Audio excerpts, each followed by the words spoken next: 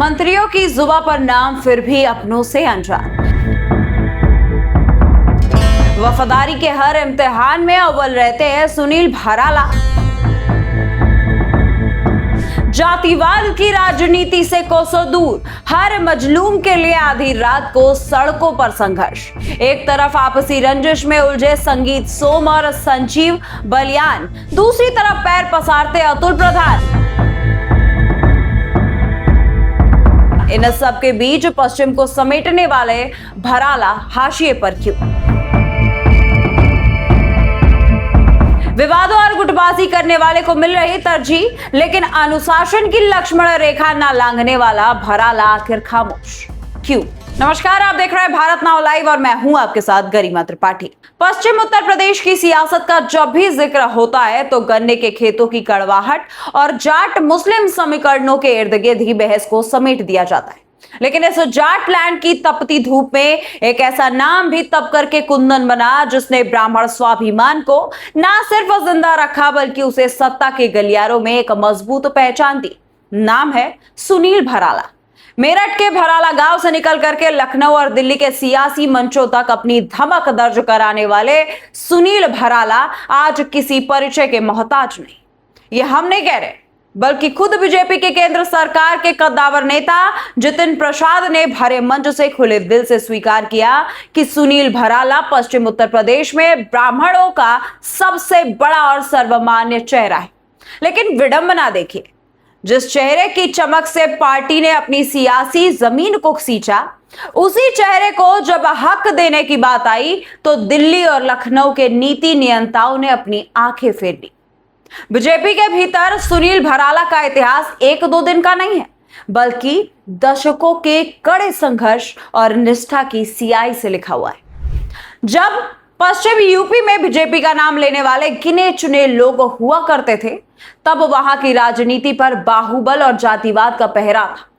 तब भराला ने भगवा ध्वज थाम करके हर विपरीत परिस्थिति का सामना किया।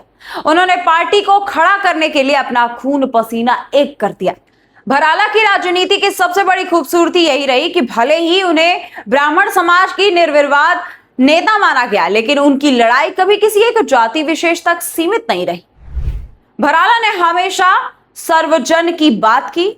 हर दबे कुचले, शोषित और पीड़ित तबके को इंसाफ दिलाने के लिए वो आधी रात को भी सड़कों पर उतरने से नहीं हिचकिचाए। समाज के हर वर्ग के लिए उनका यह संघर्ष ही उनकी सबसे बड़ी पूंजी है। लेकिन राजनीति की बिसात भी बड़ी अजीब होती है, खास करके बीजेपी जैसे कैडर बेस्ड पार्टी में, जहां वफादारी की कसौटी पर बार बार परखा जाता है।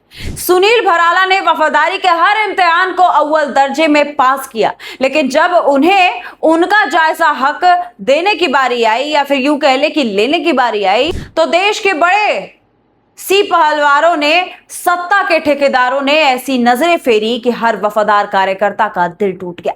जिस नेता ने अपना पूरा जीवन पार्टी के विस्तार में लगा दिया, उसे दरकिनार कर उन लोगों को तरजीह दी जाने लगी जो कल तक पार्टी के धूर विरोधी थे, या फिर जो अपनी निजी खुन्नस और जमीनी रंजिशों के चलते पार्टी की छवि को नुकसान पहुंचाते रहे।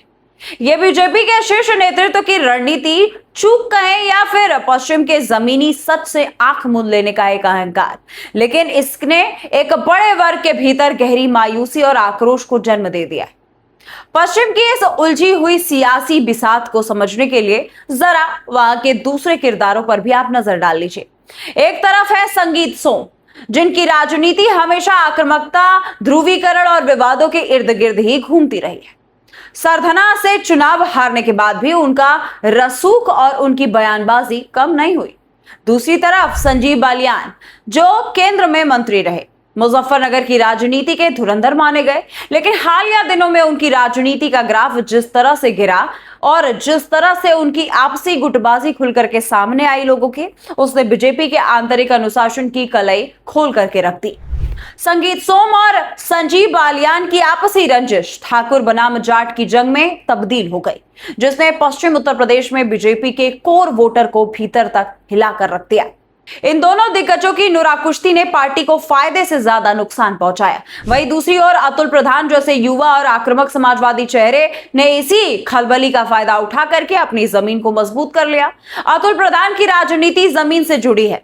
वो युवाओं के बीच पैठ रखते हैं और बीजेपी के अंति विरोध पर तीखी प्रहार भी कर देते हैं। जब संगीत सोम और संजीव बालियान आपस में लड़ रहे थे और अतुल प्रधान अपनी ताकत बढ़ा रहे थे, तब बीजेपी को सुनील भराला जैसे एक शांत, परिपक्व और सर्वमान्य चेहरे की सबसे ज्यादा जरूरत थी, जो बिखरे हुए मोहरे को समेट सके। भराला के पास वो तजुर्बा भी था, वो सामाजिक स्वीकार्यता थी जो जाट, ठाकुर, ब्राह्मण और दलितों के बीच एक सेतु का काम कर सकती थी।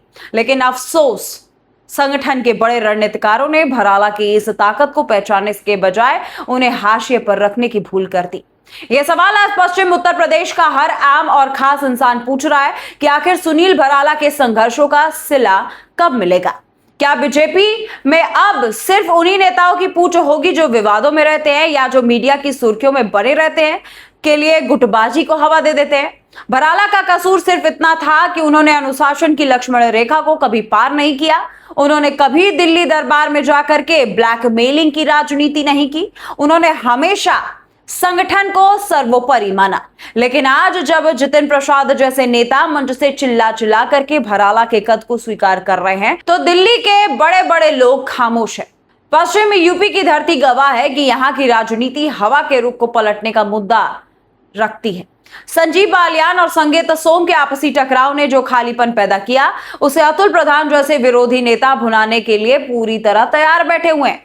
ऐसे में सुनील भराला जैसे कद्दावर और निष्कलंक चेहरे की अनदेखी करना बीजेपी के लिए आत्मघाती साबित हो सकता है।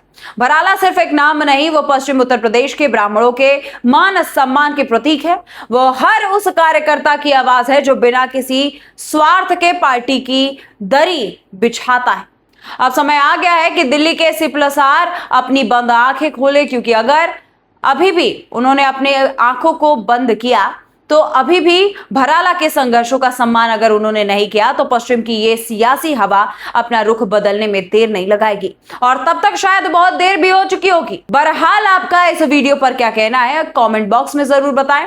वीडियो अच्छी लगे तो शेयर और लाइक जरूर करिए।